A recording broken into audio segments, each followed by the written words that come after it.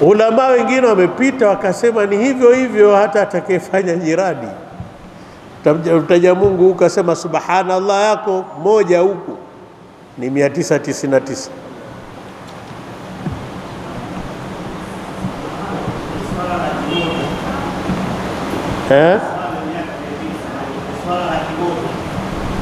Swala laki moja ni sawa na miaka 280. Sasa kazi kwamba swala laki moja sasa na miaka 280. Ina maana sasa wewe unayepata ibada ya haji, Mwenyezi Mungu amekuwekea kusudio kubwa. Ndio maana kule matangazo mengi wanaotuandikia wale Waarabu, sisi wanatuita dhuyufur rahman, wanatuita dhuyufur rahman, wageni wa Mwenyezi Mungu. Sasa ili uwe kweli mgeni wa Mungu, ndugu zangu, nasisitiza tena, semina ni muhimu sana.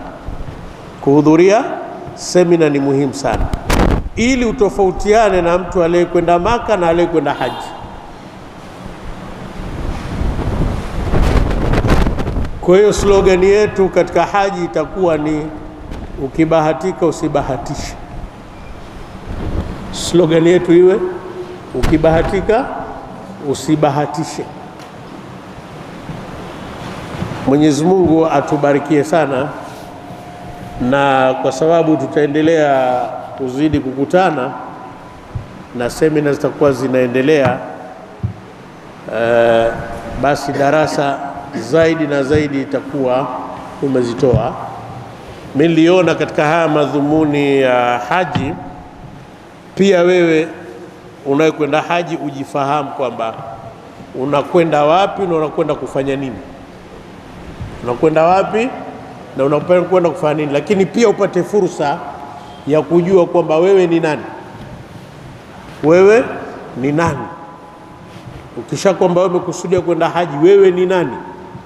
Ndani ya darasa hii yote ukiyatafuta utayapata hayo matatu.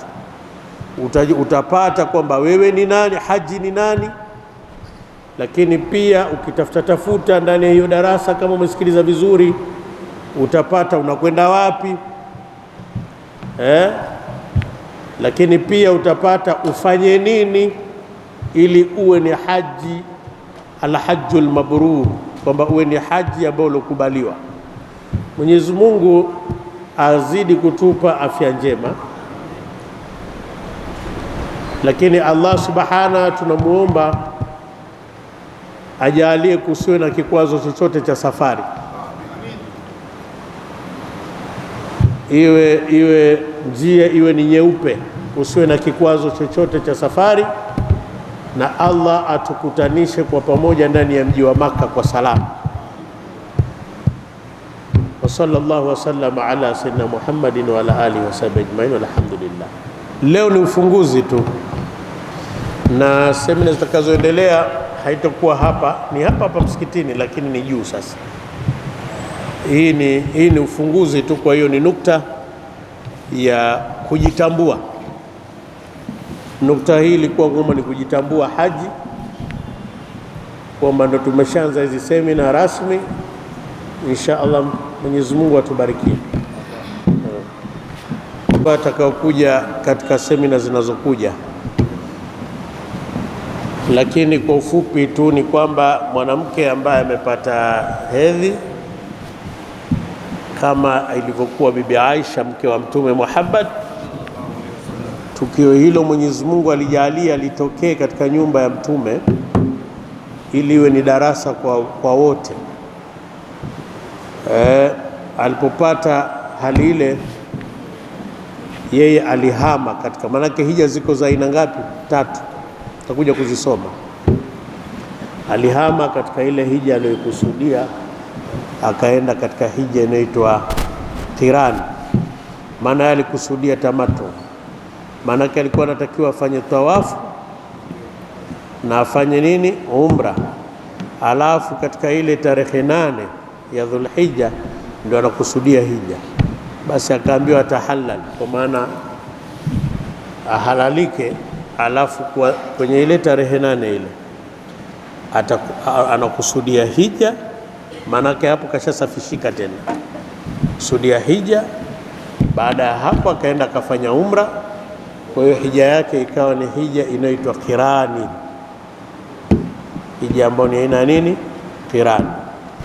Isipokuwa tu labda tukumbushane mahujaji kwamba afya ni muhimu. Ziko chanjo ambazo ni muhimu sana, kutokana na kwamba kule watu ni wengi, mataifa mbalimbali.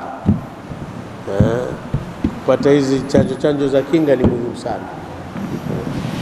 Mwenyezi Mungu alete kheri. Imeeleweka? Lakini maelezo yake mengi yatakuja katika hizo darasa zinazokuja. Ile ni baada ya kuhirimia hija. Darasa zinazokuja mbele, maana yake ni kwamba ni kutia nia nini, ya hija. Ukishahirimia tu pale, yako makatazo chungu nzima. Sio hayo tu, hata kukata kucha huruhusiwi, kukata nywele huruhusiwi, hata kupaka mafuta hata kupaka manukato huruhusiwi, hata kuvaa kilichoshonwa huruhusiwi. Kuna hija moja tulikuwa Sheikh Zuberi, mzee mmoja alileta tabu sana ilipoambiwa kwamba atakiwa avue vitu vyote, avae hiramu, alikataa. Sasa mimi mtu mzima najiheshimu sana. Sasa hija haitaki ubishi, maana sheria nani ya Mungu kwamba hubaki na chochote ndani kama ulivyozaliwa. Hayo mambo yanayokuja leo, somo kubwa ilikuwa ni dhumuni la nini, la haji. Huku mbele muhimu ni kuhudhuria tu hizi semina.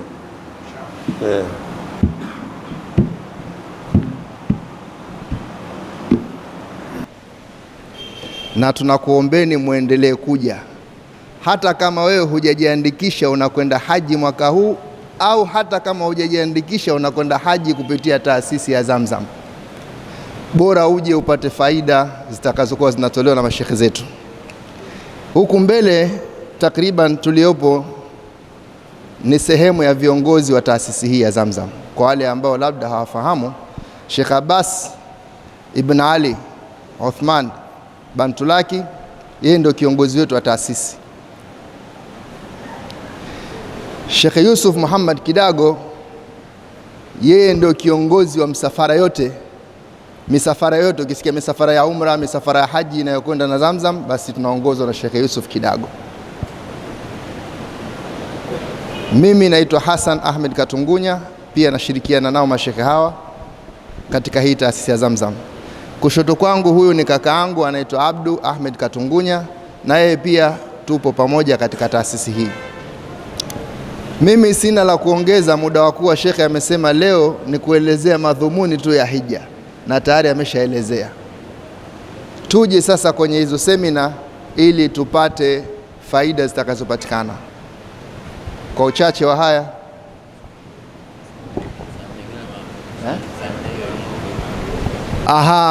palitokea hapa swali. Hizi semina zetu zitakuwa kila Jumamosi na Jumapili. Yaani leo Jumamosi na kesho Jumapili, Jumamosi na Jumapili, Jumamosi na Jumapili, Jumamosi na Jumapili, kisha tunafululiza mpaka tarehe 18 ya kuondokea. Sasa likaja swali. Ratiba tuliipanga kila Jumamosi ni saa 8 mchana. Kwa maana kama utaswali Maamuri, kama utaswali Ilala, kama utaswali Kigamboni, unaweza ukawahi ukaja hapa. Kama adhuhuri utaswalia kule.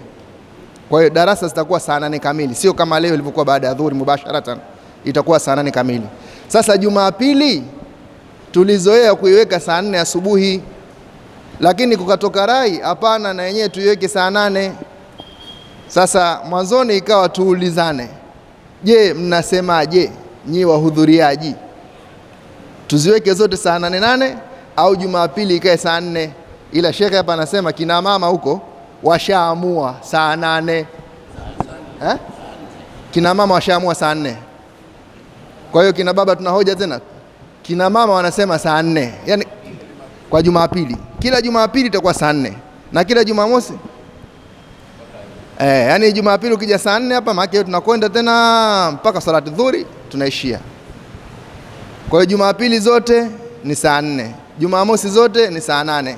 Nadhani tena hakuna hoja. Kina mama tena si ndio wako mbele, ladies first. Mna haja ya kujadili tena? Mashaka tuna haja ya kujadili?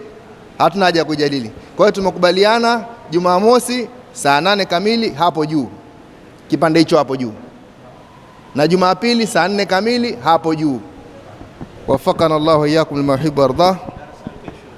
Darsa ya kesho itakuwa, Mungu akijalia, ratiba ni Sheikh Walid, Sheikh wetu wa mkoa wa Dar es Salaam, ataelezea faida za haji au faida za hija. Leo ilikuwa faida za hija na umra.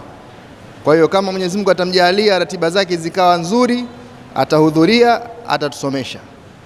Ikitokezea bahati mbaya vile na vile, ndio mambo ya dunia, basi mashekhe watakao kuwepo watakamilisha, lakini tumuombe sana dua aje, kwa sababu ni nuru yetu na ni kipenzi chetu katika taasisi ya Zamzam, bali Sheikh Walidi asili yake ni Zamzam. Wafakana Allah wa yakum. Wassalamu alaykum wa rahmatullahi wa barakatuh.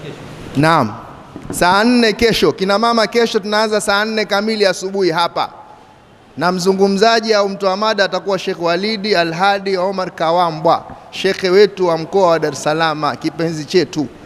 Ikitokezea bahati mbaya hakuja, usidunde moyo wako. Sheikh Abasi yupo, Sheikh Mgambo yupo, Abdu Katungunya yupo, Sheikh Yusuf Kidago yupo, mimi nipo na wengine wengi wapo, lakini yeye ni nuru yetu. Tunamwombea Mungu aje siku ya kesho, na amesema atakuja kwa uwezo wa Allah. Assalamu alaykum wa rahmatullahi wa barakatuh.